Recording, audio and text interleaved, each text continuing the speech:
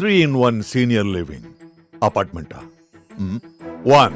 Senior citizen கான perfect senior living. Number 2. Small investment, big appreciation. 3. உங்க பசங்களுக்கு ஃபியூச்சர்ல நல்ல ரெண்டல் இன்கம் தரப்போற ப்ராப்பர்ட்டி.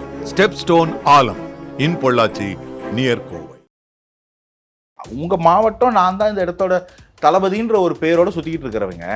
அவர் வராருன்னா என்ன சாதிக்க முடியுன்றது நீங்க பாருங்க. ஜனநாயகபூர்வமா நம்ம எல்லாம் எதுக்கு இருக்கோம்? மக்களுக்கு நல்லது பண்றதுக்கு. இன்னொரு தலைவர் அவர் மக்கள் ஏகோபித்த வரவேற்பை பெற்று ஒருத்தர் வந்து வர இடத்துக்கு வரவே விட மாட்டான், பேசவே விட மாட்டாங்க, மக்கள் போக விட மாட்டேன்னா இது சுத்தமா ஜனநாயக விரோத போகுது. ஆட்சி இன்னும் 5 மாசம் இருக்கு. இதுதான் உங்களோட நிலைப்பாடுனா இதுக்கப்புறம் ஜென்மத்துக்கு தயவுசெய்து ஆட்சி நினைச்சு பார்க்காதீங்க மட்டும்தான் நான் சொல்லுவேன். இதை வந்து நல்ல அரசியலாக்கி திரு விஜய் அவர்கள் வந்து ஒரு அட்வான்டேஜா எடுத்துக்கிட்டான்னு இல்லைங்க. இது வந்து மக்கள் மன்றத்திலே வந்து விஜய் சாருக்கு டிஃபால்ட் வாய்ப்பே இல்லாம எங்களை விட்டா யாருன்ற நிலைமை இந்த இடத்துல கொண்டு வந்தது இந்த சர்வாதிகார போக்கு. அதை மாற்றத்துக்கு ஒரு வாய்ப்பு வருது. அந்த வாய்ப்பு ரொம்ப பிரகாசமா தெரியுது. நாளுக்கு நாள் பிரகாசமாகுதுன்றது தான் அந்த மக்கள் கூட்டம் அங்க வந்து அலைமோதி அவரை ஆர்ப்பரித்து கொண்டாடுகிறது. இல்லைங்க, நம்ம வந்து அரசியல்ல ஒரு சமூகத்தில் இருக்கக்கூடிய ஒரு பிரச்சனைக்கு தீர்வு சொல்லலாம். அந்த சமூகத்தில் இருக்கக்கூடிய அந்த பிரச்சனைக்கு காரணமா இருக்கவங்க நீங்க குற்றம் சாட்டலாம். 2 தனிநபர்களுடைய கருத்துக்களுக்குள்ள போயிட்டு நீ இதை பேசணும், அது விஜய் சார் பண்ணவே மாட்டுறாரு. எனக்கு அதான் அவர்கிட்ட ரொம்ப பிடிச்ச விஷயம்.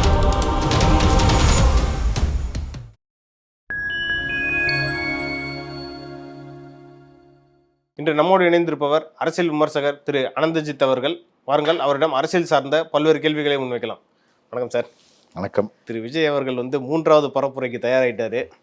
அடுத்தபடியாக கரூருக்கும் நாமக்கலுக்கும் போகிறார். நாமக்கல்ல அவருக்கு அனுமதி வழங்கிட்டதாகவும் கரூரில் வந்து இன்னும் அனுமதி வழங்கலன்ற ஒரு தகவல் வந்திருக்கு. குறிப்பாக ஒரு 3 இடத்துக்கு வந்து பர்மிஷன் கேட்டிருக்காங்க. 3 இடத்துலையும் நிராகரிச்சிருக்காங்க. என்னதான் அடுத்த கட்ட நகர்வுகள் எப்படி இருக்க போகுது? இல்லை, ஜென்ரலாக சொன்னால் இது வந்து ஒரு தவறான முன்னுதாரணமாக மாறிக்கிட்டு வருது. இப்படி வந்து ஜனநாயகத்துக்கு விரோதமாக நீங்கள் ஒன்று பண்ணும்போது அது வந்து ஒரு பெரிய ஆர்ப்பரிப்பாக வந்துடும். போன வாரமே அவர் வந்து தெளிவாக நான் சொல்லியிருந்தார், திருவாரூரில் பேசும்போது இந்த மாதிரி பெர்மிஷனே மறுக்கிறீங்க, ஒரு அளவுக்கு மேலே நான் வந்து மக்கள் மன்றத்துக்கு போயிடுவேன் அப்படின்னு சொல்லியிருந்தார். அதை தொடர்ந்து அடுத்த வாரமே கேட்கக்கூடிய ஒரு இடத்துல வந்து ஈவெண்ட்டுக்கு பெர்மிஷனே தரமாட்டோம் அப்படின்னா இது என்ன மாதிரியான ஒரு செயல்பாடு? ஏற்கனவே நமக்கு நியூஸ் வந்தது, அந்த ஈவெண்ட் நடக்கிற இடத்துக்கு மக்கள் போகக்கூடாத அளவுக்கு டேக் டைவர்ஷன் ரூட்ஸ் வச்சுருக்கிறாங்கன்னு அஃபிஷியலாக நியூஸ் கார்டு வந்தது நான் சொல்லிட்டு இருக்கேன். அது தவிர மக்களுக்கு வந்து ஏகப்பட்ட கிஃப்ட் எல்லாம் கொடுத்து பட்டுவாடா ஸ்வீட் பாக்ஸ் எல்லாம் பட்டுவாடா பண்ணி அவங்க வரவிடாம பண்ணுறதுக்கு வேலை பார்க்குறீங்கன்னாங்க. அதை தாண்டி உங்கள் மாவட்டம் நான் தான் இந்த இடத்தோட தளபதின்ற ஒரு பேரோட சுற்றிக்கிட்டு இருக்கிறவங்க. அவர் வராருன்னா என்ன சாதிக்க முடியுன்றது நீங்கள் பாருங்கள். ஜனநாயகபூர்வமாக நம்மலாம் எதுக்கு இருக்கோம்? மக்களுக்கு நல்லது பண்ணுறதுக்கு. இன்னொரு தலைவர் அவர் மக்கள் ஏகோபித்த வரவேற்பை பெற்று ஒருத்தர் வந்து வர இடத்துக்கு வரவே விட மாட்டான், பேசவே விட மாட்டாங்க, மக்கள் போக விட மாட்டேன்னா இது சுத்தமாக ஜனநாயக விரோத போக்கு. இது மோசமான அடி. பின்விளைவுகளை மக்கள் மன்றத்தில் தேர்தலில் முக்கியமாக பார்க்கும். அதுக்கு நான் கேரண்டி. இல்லை, கரூரில் அவங்க வந்து பரப்புரையே பண்ணக்கூடாதுன்னு சொல்கிறாங்களா, இல்லை வேற இடத்துல போய் பண்ணுங்கன்னு சொல்கிறாங்க? கரூருக்குள்ளே இருக்கக்கூடிய இந்த மாதிரி பொதுவாக பரப்புரை பண்ணுறதுக்கு 2-3 இடம் இருக்கும். அந்த இடத்த எல்லாத்தையும் கேட்டாச்சு, எல்லாத்தையும் கொடுக்க மாட்டோம்னு சொல்லிட்டா கடைசியில் ஏற்கனவே இது மாதிரி தான் நடக்கும்போது என்ன கேட்டோம், நீங்கள் ஒரு இடத்தையா சூஸ் பண்ணி கொடுங்கன்றோம். எந்த இடத்தையும் கொடுக்க மாட்டோம், இந்த இடத்தையும் கொடுக்க மாட்டோம்னா என்ன நிலைப்பாடுதுன்னு நான் கேட்குறேன். இப்போ அவங்க கேட்குறாங்க அப்படின்னா நீங்கள் என்ன அப்படிதான் உங்களுக்கு வேற ஒரு ஆப்ஷன் இருந்தால் நீங்கள் அதை சொல்லலாம்ல. நீங்கள் இடமே கொடுக்க மாட்டேன்ற ஒரு சர்வாதிகார போக்கு தானே இதை காட்டுது. இது ஜனநாயகத்துக்கு விரோதமானது. இது செயல்படாது. இதை வந்து மக்கள் ஒருபோதும் வந்து என்டர்டெயின் பண்ண மாட்டாங்க. ஆட்சி இன்னும் 5 மாசம் இருக்கு. இதுதான் உங்களோட நிலைப்பாடுனா இதுக்கப்புறம் ஜென்மத்துக்கு தயவுசெய்து ஆட்சி நினைச்சு பார்க்காதீங்க மட்டும்தான் நான் சொல்லுவேன். ஒரு ரெக்வஸ்டா இதை நான் வந்து இந்த இடத்துல பதிகிறேன். இது ஜனநாயக விரோத போக்கு. இது வந்து செயல்படாது. மறுபடியும் வந்து ஹைகோர்ட்டுக்கு போக போகுது இந்த வழக்கு. ஆமாங்க. இது என்னங்க இப்படியே போய்கிட்டே இருக்கணுமாங்க? வாரம் போயிட்டு ஹைகோர்ட்ல பர்மிஷன் வாங்கிட்டு டைரக்ஷன் வாங்கிட்டே இருக்க முடியுமாங்க? ஹைகோர்ட் இவங்களுக்கு பார்த்து டைரக்ஷன் கொடுங்க, எல்லாருக்கும் யூனிவர்சலா வந்து ஒரு பெர்மிஷன் ஆர்டர் கிரியேட் பண்ணுங்க, ஒரே ஃபார்மேட்ல கொடுங்க, நீங்க அதுக்கு வேணா காஷன் டெபாசிட் வாங்கிங்க, எல்லாத்தையும் சொல்லி அனுப்பிச்சிட்டாங்க. திரும்ப இது என்னங்க ஸ்கூல் பசங்க எல்கேஜி பையன் மாதிரி அவன் பல்பத்தை இவன் பிடிக்கிட்டான், இவன் ஸ்லேட் அவன் உடச்சிட்டான்னு போயிட்டே இருப்பீங்களாங்க கோர்ட்டுக்கு? ஒரு பேசிக்கா ஒரு மேனஸ் வேணாமா? ஒரு பொலிட்டிக்கல் அரேனால எப்படி நடந்துக்கணும்ன்ற ஒரு புரிதலே இல்லாம இருப்பீங்களாங்க ஆளுங்கட்சிகள்? இது தவறு. இதை நான் ஒருபோதும் என்டர்டெயின் பண்ணாதீங்கன்னு சொல்லுவேன். இதை வந்து நல்ல அரசியலாக்கி திரு விஜய் அவர்கள் வந்து ஒரு அட்வான்டேஜா எடுத்துக்கிட்டான்னு. இல்லைங்க, இது வந்து மக்கள் மன்றத்திலே வந்து விஜய் சாருக்கு டிஃபால்ட் அட்வான்டேஜா போகும், திமுகவுக்கு சரிவு போகும். இப்படி நடக்கக்கூடாது இல்லைங்க. நான் வந்து தாவேக்காக இது நல்லதா இருக்கட்டும், திமுக இது கெட்டதா இருக்கட்டும், நான் அந்த இடத்துக்கு போல. இப்படி இருக்கக்கூடாது இல்லைங்க. நம்ம ஊரோட அரசியல், நமக்கு இந்த ஊர்ல வந்து நம்ம ஒரு கல்ச்சர்ல வளர்ந்துருக்கோம். எல்லாரும் வந்து எங்கேயோ காட்டு முன்னாடியே சுத்திட்டு இருந்த போதே இங்க நம்ம வந்து கல்வி சாலை வச்சு வாழ்ந்துட்டு இருந்தோம்னு சொல்றோம். அந்த ஒரு பொறுதல், ஒரு கர்ட்டசி, ஒரு பேசிக் பொலிட்டிக்கல் மேனஸ் எங்க போகுது நமக்குன்னு நான் கேட்டுக்கிட்டு இருக்கேன். எனக்கு இது வந்து யார் அரசியல் பண்ணி யார் இது மைலேஜ் எடுப்பாங்கன்றதுலாம் எனக்கு ரெண்டாவது பிரச்சனை. எனக்கு முதல் பிரச்சனை இப்படியா தமிழ்நாட்டில் நடக்கணும். சரி, தொடர்ந்து எல்லாருக்குமே இப்படிதான் நடந்துகிட்டு இருக்கு. எல்லாருக்குலாம் நடக்கல பிரதர், நீங்க வந்து இதை ஜெனரலைஸ் பண்ணாதீங்க. எல்லாருக்கும் முதல்ல இது நடக்கக்கூடாது, எல்லாருக்கும் நடக்கவும் இல்லை. இதைத்தான் கோர்ட்ல ஹைகோர்ட் வந்து இப்போ ரெஜிஸ்டர் பண்றாங்க. அது என்னங்க, ஒவ்வொருத்தருக்கும் ஒரு ஃபார்மெட் வச்சிருக்கீங்க, இத்தனை வருஷமா போலீசிங் பண்றீங்க, ஒரே ஃபார்மெட்டை கிரியேட் பண்ணுங்க, ஒரே மாதிரி காஷன் டெபாசிட் போடுங்க, அதை வாங்குங்கன்னு இப்போ ஹைகோர்ட் எதுக்கு சொல்றாங்க? நீங்க ஒரே மாதிரி ஒரு ஃபார்மெட் வச்சிருந்தா அவங்க ஏன் சொல்ல போறாங்க? அப்படி இல்லை, அப்படி இல்லவே இல்லை. விஜய்க்கு தாவேக்காக்கு தனிப்பட்ட அழுத்தமும் தாவேக்கா மேல் தனிப்பட்ட காழ்ப்பும் வன்மமும் ஒரு இடத்துலையும் பெர்மிஷன் வாங்கும்போது தெரியுது.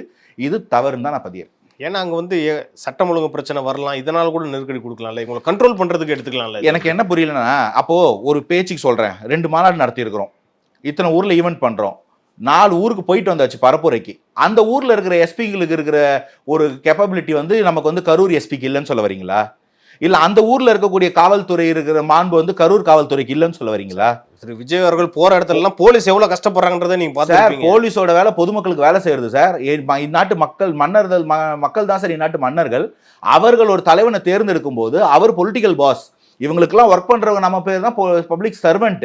நான் ஒரு தலைவர் வரக்கூடாது, இந்த இடத்துல எல்லா கட்சியும் தான் ஈவென்ட் நடத்துறீங்க, எல்லா கட்சிக்கும் தான் வந்து ஓப்பன் சோர்ஸ்ல வந்து நீங்க வந்து நின்றுக்கிட்டு ஓப்பன் வண்டியில் வந்து ரோட் ஷோக்கு பர்மிஷன் கொடுக்குறீங்க.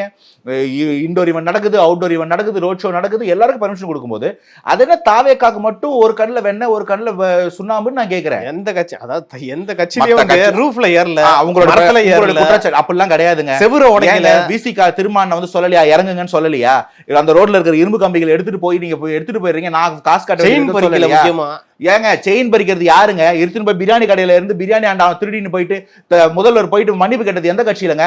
எல்லா கட்சியிலும் நான் சொல்றேன் 4 பேர் இருக்கிறான். நான் என் கேள்வி என்ன, அதை தடுக்க முடியாது அப்போ காவல்துறையால? காவல்துறை அப்ப எப்படி வந்து நீங்க லா அண்ட் ஆர்டர் மெயின்டைன் பண்றீங்க? ஒரு ஊர்ல ஒன்னும் கரூர்ல ஈவென்ட் நடக்கிறதுக்கு காரைக்குடியில இருந்தோ இல்ல காஷ்மீர்ல இருந்து ஆள் வர போறல, கரூர்காரன் அந்த ஊர்ல இருக்கிற மக்கள் ஒரு தலைவரை 20 நிமிஷம் பேசுறதுக்கு ஒரு இடத்துல ஒன்னா ஒரு பர்மிஷன் கிடையாது, ஒரு இடம் கிடையாதுன்னா அந்த நிலைமையில காவல்துறை இருக்குன்றத நீங்க சொல்லிட்டு இருக்கீங்களான்றது கேள்வி. ஒட்டுமொத்த போலீஸ் போர்ஸும் ஒரு ஆள் வந்து பிரச்சாரம் பண்றதுக்காக வர முடியாது சார். சார் அப்படிலாம் கிடையாது சார், அப்படிலாம் கிடையாது. நீங்க வேற எந்த இடத்துல ஈவென்ட் நடக்கலையா? நான் உங்களை கேட்கறேன், அப்ப கரூர்ல போன வாரம் முப்பெரும் விழா நடத்துனீங்க, அந்த முப்பெரும் விழால போலீஸே போடலையா? எல்லாம் ஆட்டோமேட்டிக்கா நடந்துருச்சா? அந்த இடத்துல சேர தூக்கிட்டு போனவன் எந்த கணக்கு? அங்க வாழ்த்தார அறுத்துட்டு போனவன் வாழ்த்தார பிடிச்சி குரங்கு மாதிரி தவிக்கிட்டு இருந்தவன் எந்த கணக்கு? எந்த கட்சி? எத்தனை வருஷம் சாப்பிடுற பொருள் அது எடுத்து இப்படிதான் வந்து நீங்க பண்ணுவீங்களா? இது வந்து வறுமையோட வெளிப்பாடா? அந்த 2 வாழைப்பழம் வாங்குறதுக்கு இந்த மக்களுக்கு நீங்க தராதரம் கொடுத்து வைக்கலையா? அந்த மக்களுக்கு அவ்வளவு வறுமையில இருக்கா, பட்டியல இருக்கா? கேள்வி வரும் இல்லைங்க. நீங்க பாக்குறீங்க நாகரிகமாவா இருக்கு அந்த இடம். நான் என்ன கேட்கிறேன், அவன் தலைவர் பாக்குறான். நான் ஒருபொழுதும் இந்த மரத்து மேல ஏறுறவன் கம்பி மேல ஏறுறவன் நான் ஆதரிக்கல.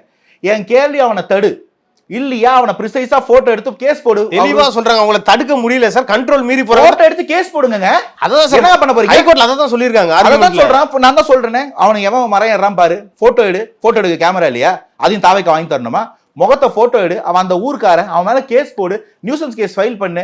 நாளைக்கு எவனும் ஏற மாட்டான். நான் அவனை ஆதரிக்கிற ஆள் கிடையாது. என் கேள்வி என்னன்னா, பர்மிஷனே கொடுக்க மாட்டீங்க.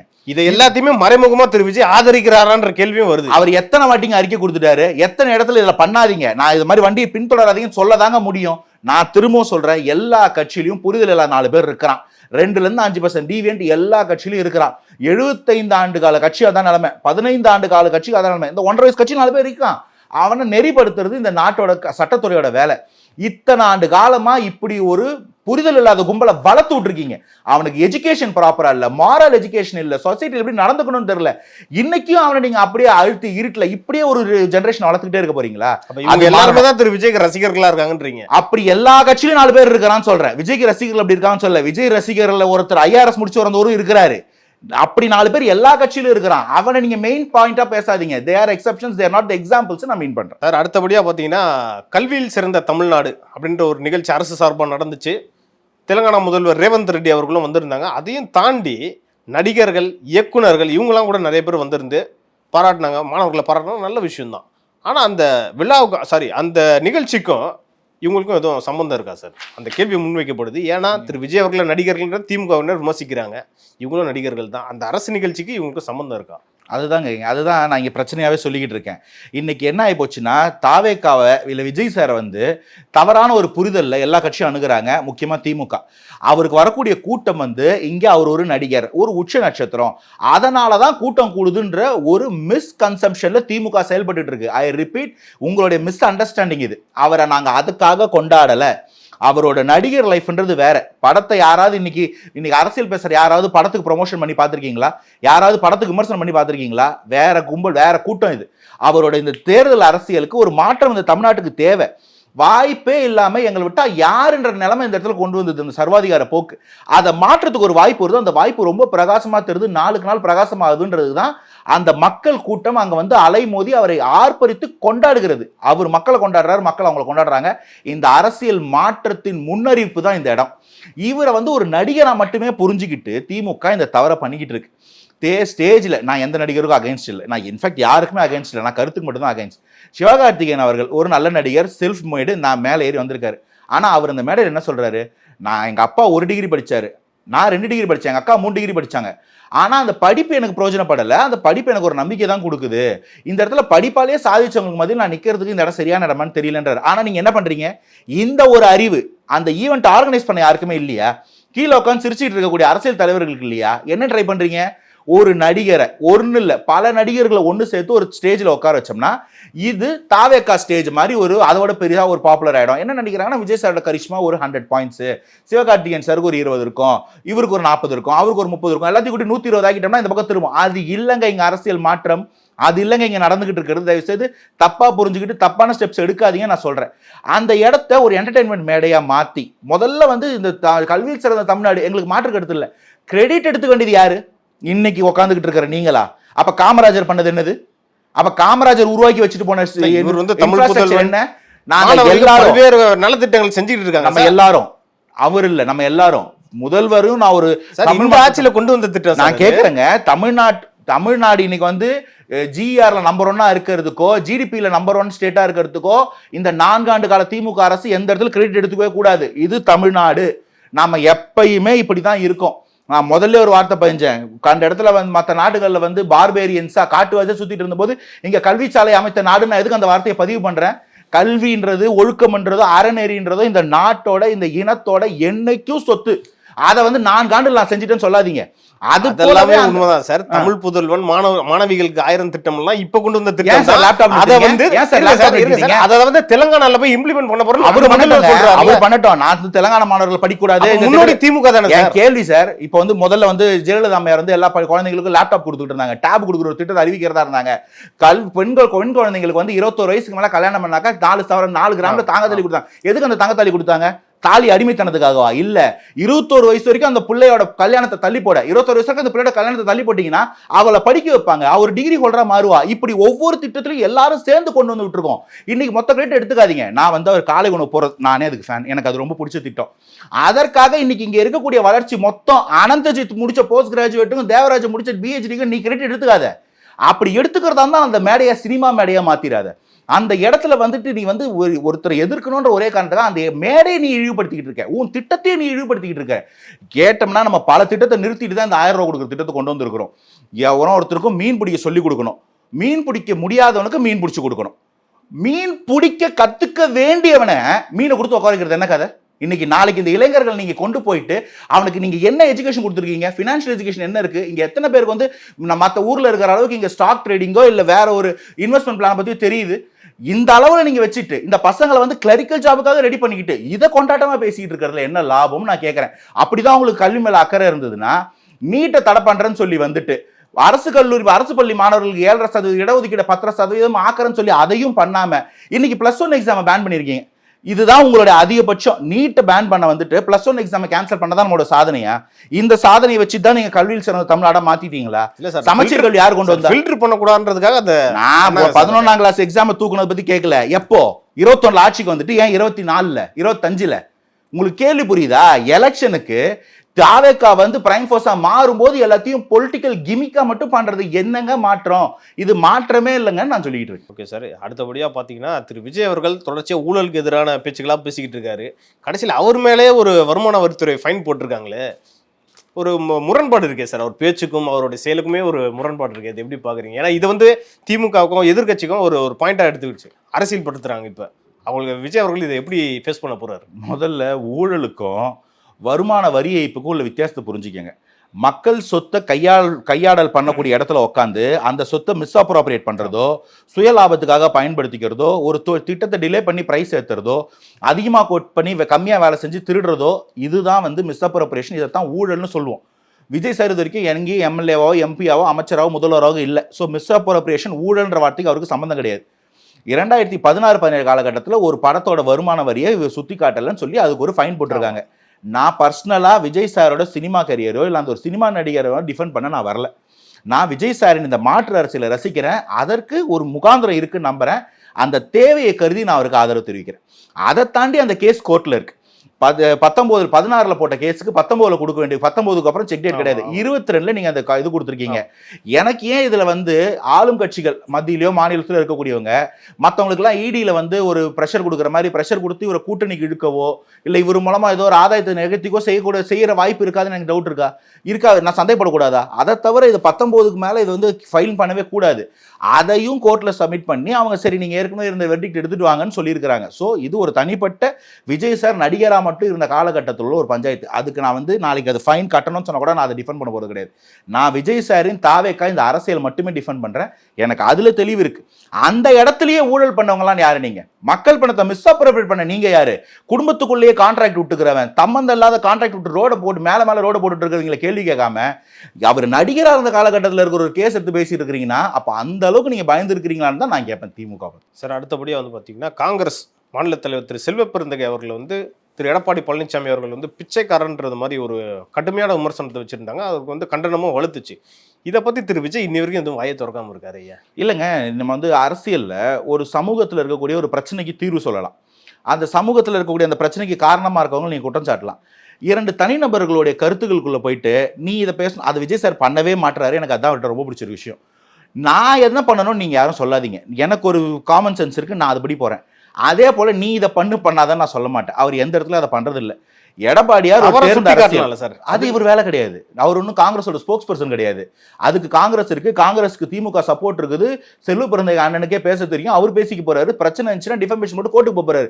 விஜய் சார் நீங்க கட்டமஞ்சத்தை பண்ணிட்டு இருக்காரு. எடப்பாடியார் என்ன பேசணும், செல்வ பெருந்தகை பதிலுக்கு என்ன பேசணும்? அது விஜய் சார் வேலை இல்லை.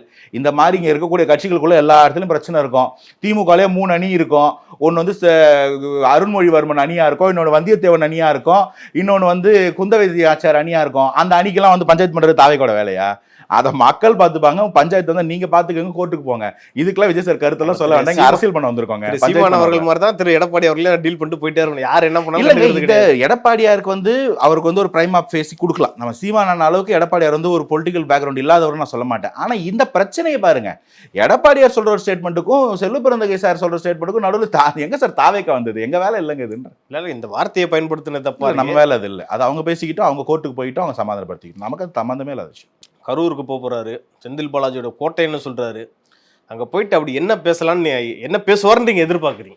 நிறைய பேசுவார். மணல் கொள்ளையில இருந்து, டாஸ்மாக் ஊழல்ல இருந்து, இடி ரைட்ல இருந்து, ஜெயிலில் இருந்த மினிஸ்டரா எம்எல்ஏ மினிஸ்டர் ஆகக்கூடாதுன்னு கோர்ட் வந்து சொல்லி அழுத்தி வச்சதுல இருந்து, அதிமுகல இருந்து திமுகல வந்து அமைச்சரான வரைக்கும், இன்னைக்கு நடக்க கிட்னி திருட்டு வரைக்கும் பேசுறதுக்காக பஞ்சம். பேச விட மாட்டோன்றதானே இங்க பிரச்சனை. கரூருக்குள்ள விடவே மாட்டோம், பேச விட மாட்டோன்றதானே உங்களோட அச்சம். அதை மீறப்படும், பேசப்படும், சட்டப்பூர்வமா மக்களை சந்திப்பாரு. நல்லது நடக்கும், வெற்றி நிச்சயம். இந்த கேள்வி நான் ஏன் முன் வச்சேன்னா வந்து இதுக்கு முன்னாடி வந்து திரு விஜய் அவர்கள் நாகப்பட்டினம் போனார், திருவாரூர் போனார், திருச்சி போனார். கரூர்ன்ற பகுதி வந்து ரொம்ப ஒரு ஹை வால்டேஜான பகுதி. ஏன்னா அங்கே யார் போட்டிட்டாலும் வந்து தோல்வி நிச்சயம்ன்ற மாதிரி தான் திமுகவினர் சொல்லிட்டு இருக்காங்க. ஏன்னா செந்தில் பாலாஜி அவ்வளோ பவர்ஃபுல்ன்றாங்க. ஏன்னா அந்த இடத்துக்கு விஜய் போகிறாரு, அதனால் அவருக்கு என்ன மாதிரியான தாக்கம் இருக்குன்றது ரொம்ப எதிர்பார்ப்பாக இருக்குது. அதுதான் இந்த கேள்வியே. அதாவது எதற்கு ஆளே இல்லைன்ற ஒரு ஆணவத்தில் ஆடிக்கிட்டு இருக்கும்போது அதுதான் சார் உண்மையான வரட்டும் பார்ப்போம். 2026 சட்டமன்ற தேர்தலில் நம்ம அதையும் தான் பார்ப்போம். இது வரைக்கும் நீங்கள் யார் என்ன இது வரைக்கும் இந்தியா அயர்லாண்டையும் ஆப்கானிஸ்தானையும் மேட்ச் விளையாடிட்டு இன்னைக்கு தான் ஆஸ்திரேலியா வருதுன்னும் போது நாங்கள் ஜெயிச்சோன்னா இன்னைக்கும் ஜெயிச்சு காட்டுங்க சார், அப்புறம் பேசுவோம். காசு கொடுக்காம, மக்களை ஏமாத்தாம, பொய் வாக்குறுதிகள் இல்லாமல், டோக்கன் சிஸ்டம் இல்லாமல், ஒரிஜினலா மக்களோட கூட்டத்தை நீங்க முதல்ல இந்த கூட்டத்தை கூட்ட சொல்லுங்க. ஒரு கரூர்ல தான் ஒரு 30 விழா நடத்துறீங்க. இத்தனை இன்ஃபுளுசர் வச்சுக்கிட்டு ஒரு 2 ஸ்கிரிப்டை எழுதி கொடுத்து 1 லட்சம் இருக்கைகள், 1.5 லட்சம் பேர் ஸ்டாண்டிஸ் ஏன் சொல்லணும்? ஏன் அப்படி இல்லாதது எல்லாரையும் சொல்ல வைக்கணும்? மக்கள் ஆதரவு தான் கூட்டம் வந்திருக்கும்ல, கூட்டமே வரலையே. அப்போ ஓட்டுக்கு ஒரு ஓட்டுக்கு இவ்வளவு கொடுக்குறாரா, காயின் கொடுக்குறாரா, இந்த பேச்செல்லாம் ஏன் வருது? உங்கள் மக்கள் ஆதரவு இந்த வாட்டி நீங்கள் பார்ப்பீங்க. இவ்வளோ வாட்டி சொன்னீங்கல்ல, எதிர்க்க ஆள் இல்லாமல் ஜெயிச்சிட்டு இருந்தீங்கல்ல, இந்த வாட்டி அதே இடத்துல நில்லுங்க, அந்த களத்தையும் பார்ப்போம். இப்போ தாவேக்காக்கு ஒரு அழுத்தம் கொடுக்குறீங்களா, அது இன்னும் நல்லா கொடுங்க, இன்னும் எக்ஸ்ட்ரா 10% ஓட்டு தாவேக்காக்கு வரும், வெற்றி நிச்சயம், அதை பாருங்கன்னு சொல்கிறேன். பொறுத்திருந்து பார்ப்போம். திரு விஜய் அவர்கள் வந்து கரூரில் என்ன பேசுகிறான்றதை ஃபுல்லாக பார்த்துட்டு அடுத்த நிகழ்ச்சியில் வந்து நம்ம இன்னும் டீட்டெயிலாக பேசலாம் சார். நன்றி. Thanks for having.